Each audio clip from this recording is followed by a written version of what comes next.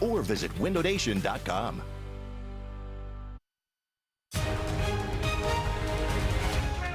Good morning, America, and breaking overnight, boiling over. Shame! Shame! The president's Homeland Security advisor, Kirstjen Nielsen, the public face of his zero-tolerance immigration policy, is run out of a Mexican restaurant in D.C. by protesters as President Trump this morning refuses to back down. They're separating the children. Mr. President, don't you have kids? We have new reporting this morning about where the babies are now being held, the so-called tender age shelters.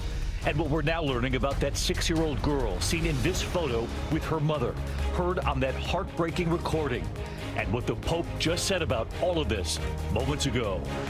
Twister danger. 5 reported tornadoes tearing through the plains as heavy rain triggers flash floods, shutting down roads and schools in Texas. And baseball-sized hail shatters windshields. Now the new alert out this morning. An ABC News exclusive. The brave jogger attacked in broad daylight, caught on camera. How she fought off a potential abduction. And the photo she took leading to an arrest. Only on GMA.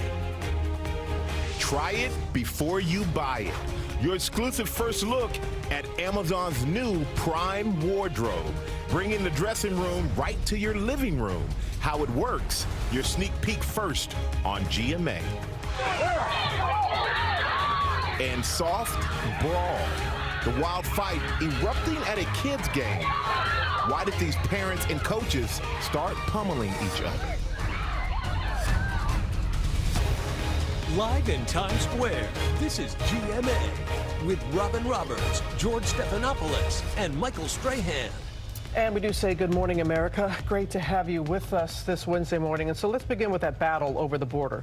Pope Francis telling Reuters he supports Catholic bishops, calling the separation of children from their parents, quote, immoral. Yeah, there's a lot breaking on this, Robin. And as you know, Secretary Nielsen overnight, who went to a Mexican restaurant in Washington, D.C., heckled by protesters at that Mexican restaurant. A lot of people asking, why was she out? Why did she choose to go to a Mexican restaurant in the middle of all this? Protests breaking out all across the country, hundreds from San Francisco to Philadelphia and here in New York City, all taking to the streets, calling for an end to President Trump's zero-tolerance policy, separating immigrant children from their parents at the border. And at the time, more than 2,300 children have been separated in just over a month. 2,300. Both Republicans and Democrats insisting it's time to stop this. It is enough.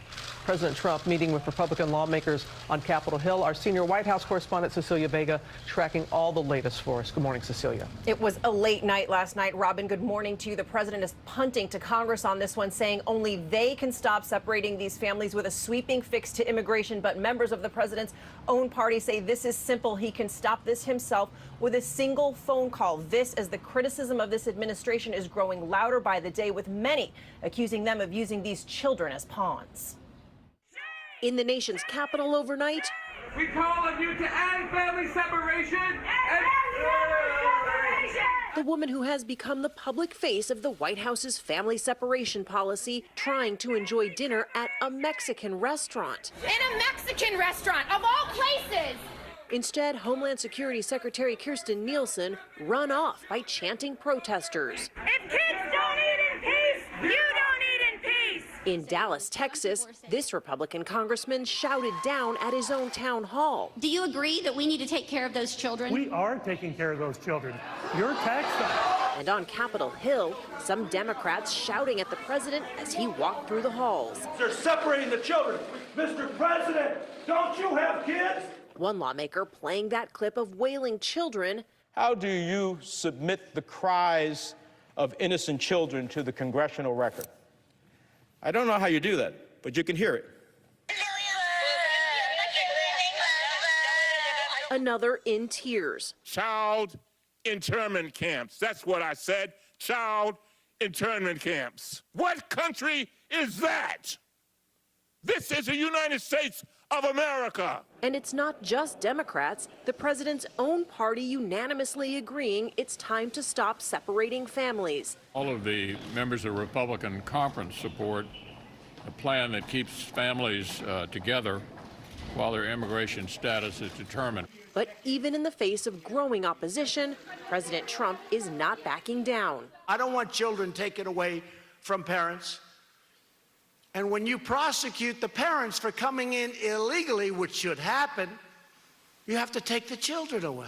Instead, he's repeating a false claim that it's a law only Democrats can fix, saying they want illegal immigrants, no matter how bad they may be, to pour into and infest our country. The president tweeting this photo of his closed-door meeting with Republicans. Sources telling ABC News President Trump told lawmakers his daughter Ivanka showed him photos of the children in detention centers and encouraged him to end the policy. We had a great meeting. Thank you very much. But this controversy showing no signs of letting up. The president's former campaign manager, Corey Lewandowski, igniting tensions on Fox News with this comment about a young migrant girl with Down syndrome. I read today about a 10-year-old girl with Down syndrome who was taken from her mother and put in a cage. I read about did you say want to a 10-year-old with Down syndrome being taken from her mother? What I said is you can pick anything you want up, but the bottom line is very clear. How dare you? Yeah, needless to say, that is not going over well with a lot of people out here. Now, let's go back to the president's closed-door meeting with Republicans. This was supposed to be a discussion centered on immigration. One source telling me President Trump in that room was all over the map, talking about everything in the meeting, from, of course, immigration, but to North Korea, poll numbers, even fighter jets. Republicans left confused about exactly where he stands on how he wants them to vote on these upcoming immigration measures, Robin. They are not the only ones who are confused, Cecilia. Republicans could act on 2 immigration bills by the end of the week. Where do they stand? Well, as one source told me last night, quote, there is no guarantee any of these will pass. If these broad immigration measures don't pass, Republicans are likely to try to carve out smaller, narrow legislation that just deals with this issue of separating families. But sources on the Hill tell me they don't have any indication, and got none last night from the president, on whether he will actually back a narrow measure like this one. The White House says he doesn't want a quick fix, Robin. All right. Thank you, Cecilia. Dave. All right, Robin, we're going to turn now to the border this morning and those facilities, those cages where young children are being held. ABC's Gio Benitez is in El Paso, Texas. And Gio, I know you're learning where the babies are now being taken. You also have more this morning about the 6-year-old heard in that heartbreaking audio recording asking, can she at least talk to her aunt after she was reportedly separated from her mother. What have you learned, Gio? That's right, David. You know, that little girl was able to memorize her aunt's telephone number, but she couldn't understand why she was alone in one of those shelters. Now, that's Mexico right there. This is that border, and advocates say it's desperation that brought them here. This morning, behind the barbed wire fences, a first aerial look at a tent city in the desert just outside El Paso in Tornillo, Texas, where children play soccer on a dusty field and march in single file. Some here among the more than 2,300 recently separated from their parents.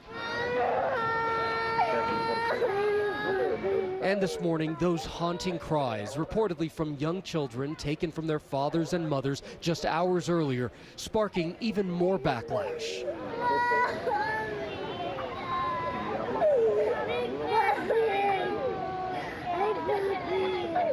We now know this is the face of one of the little girls reportedly on that tape, first obtained by ProPublica. 6-year-old Alison Jimena Valencia Madrid from El Salvador, seen here with her mother. Listen as she begs a supervisor to call a relative. The relative telling ProPublica Allison was eventually able to make that call, calling the conversation the hardest moment of my life, adding, she's crying and begging me to go to her. She says, I promise I'll behave, but please get me out of here. I'm all alone. The family member saying the 6-year-old's mother paid $7,000 to flee gang violence at home. El Salvador has one of the highest murder rates in the world. Gangs there known for their street violence.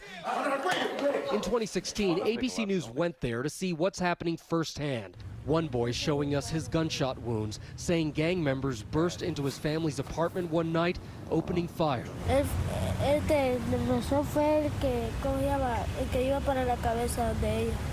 Back here in El Paso, we wanted to see what it was like for parents trying to track down a separated child, calling the numbers listed on this flyer issued by the Department of Homeland Security. Thank you for calling the ICE Detention Reporting and Information Line. All of our operators are busy. Please hold for the next available operator. Hi there, my name is Gio Benitez with ABC News. Because of privacy reasons, we couldn't find little Allison, but her relative has been in touch with her regularly, though the girl hasn't spoken with her mom. And that family member also told ProPublica that Allison has now been moved out of a shelter and now has a real bed to sleep in. But again, she hasn't been able to speak with her mother.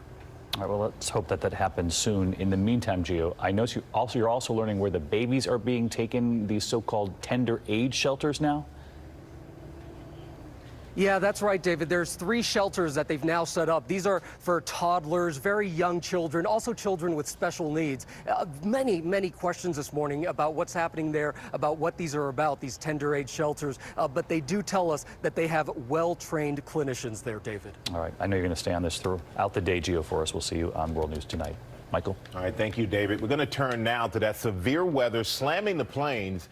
Areas in Texas already hit with more than a foot of rain, getting slammed again this morning. Ginger's tracking the latest. Good morning, Ginger. Michael, these thunderstorms climbed so high in the atmosphere in Colorado, they created these huge hailstones that punctured a golf course turf. You can see those images there. These tornadoes, at least 5 reported. It's roping out there. You can see the violent upward motion, all part of more than 150 severe storm reports. Oh, man. 5 reported tornadoes from the high plains to the flash flooding in our nation's capital. Help! This is crazy! Just outside Denver. Thing seriously looks fierce and it's moving pretty fast. Winds gusting up to 70 miles per hour. Large hail pelting homes and shattering glass. Check out this time lapse showing so much hail it begins blanketing the ground. In Port Arthur, Texas, a tropical wave leaving rows of neighborhoods underwater. More than 7 inches of rain forcing high water rescues throughout the night in Corpus Christi. So now the thunderstorms are the biggest threat, with the training thunderstorms, meaning more and more rain, not just in Iowa, parts of Nebraska, but down in Texas, where that tropical wave has dropped more than 9 inches in Alice, Texas. You're going to see along that stationary front and down in Texas 2 areas that could pick up anywhere from 3 to even 5 inches. That stretches by the end of the week to Virginia. Robin? All right, Ginger, thank you. Now to new developments in that taser takedown of an NBA player in Milwaukee during an arrest earlier this year. Sterling Brown is now suing the city, as well as the officers involved, as we see new body cam video of the incident. ABC's Whit Johnson is here. He has those details for us. Good morning, Whit. Robin, good morning to you. The latest body cam videos offering different angles of that confrontation. After he was tased, Sterling Brown was forced to stay down on the wet pavement for 12 minutes, according to the complaint, and new accusations of racist fake Facebook posts by one of the arresting officers. This morning, new body cam video showing that police taser takedown of Milwaukee Bucks rookie Sterling Brown. I got it. From this angle, one officer briefly pulling his gun out of its holster, then putting it back. That gun could have gone off, and it would be a whole different story. Sterling Brown could have been dead. Brown's attorney now filing a civil rights lawsuit. The January confrontation happening outside of Walgreens when Brown parked in a disabled spot. The arresting officers could be heard joking about possible public backlash. Because points for the bus, if you make a complaint, it's going to be a media players.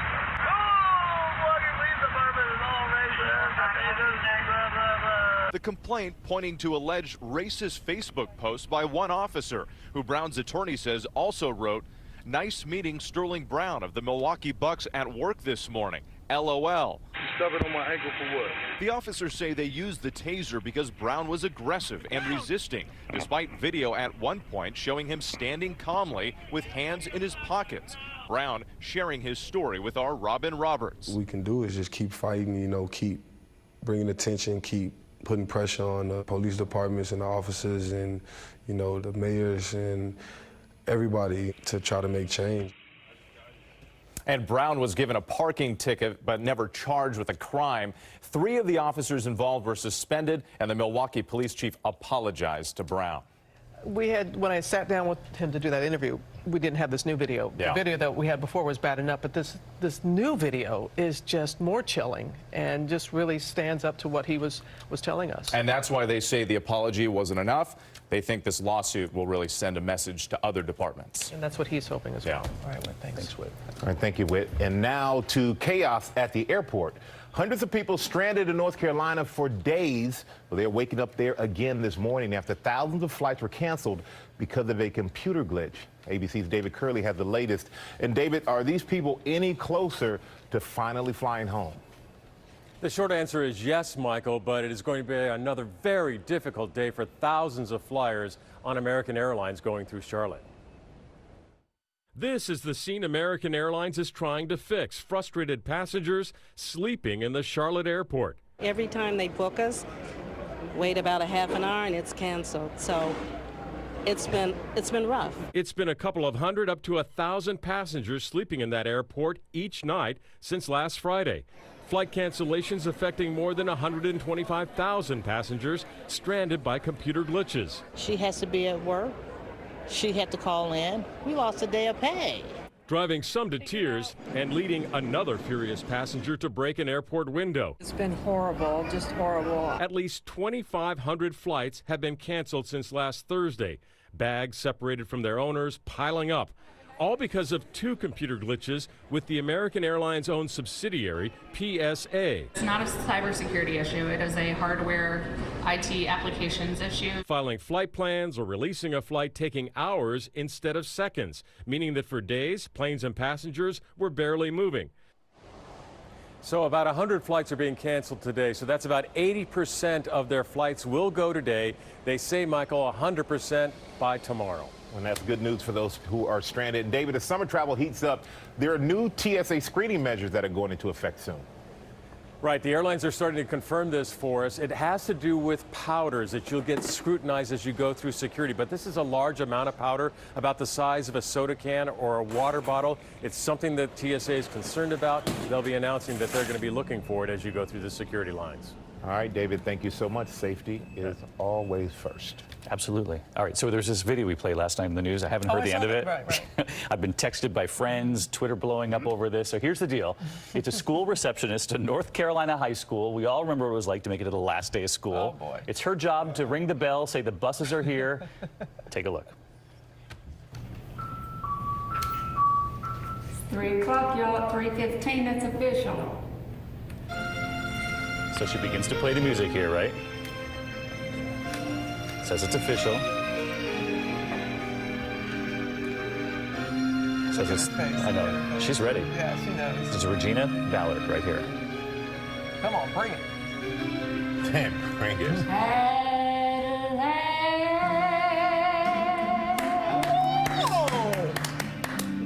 Oh, wow. Summer break has come along. What a voice. All our long holidays are over. She said it's not that she doesn't like the kids at school, she just likes to see her own kids and her grandkids. So listen to her. That was so different. We love Regina. My last day of school was Ginger, get out of here. sorry, you're going to try to beat that. Rainy cities. Oh, Rainy Cities brought to you by CarMax. That was for real. At CarMax, we buy all the cars. All the cars? All the cars. Old cars? Yes. New cars? Oh, yeah. Sports cars? Indeed. A big old boat-like car? Permission to come aboard. What about a car that's all... I don't see why not. What about, let's say, I don't know, a purple van with a painting of a wizard just shooting lightning out of his fingers, riding a unicorn, sneezing rainbows? Definitely. I'm just asking for a friend. Yeah, I figured. Not as hot or as humid today, but get ready for some more storms. Maybe on weather alert for later today. It's a chance of seeing an isolated storm after 2 o'clock, more numerous storms after 7 o'clock that could bring some pretty good rain and wind to the area. In fact, a chance of damaging winds. Temperatures move out of the lower 70s to the mid 80s this afternoon under that partly sunny sky. The end of the work week, we're cool on Friday. Not the best pool weather. A good pool day is going to be Sunday right now with on and off rain Saturday. Coming up, we have that ABC News exclusive, the jogger fighting off her alleged assailant, now telling her story only on GMA. Over the last 24 hours, you've finished preparing him for college. In 24 hours,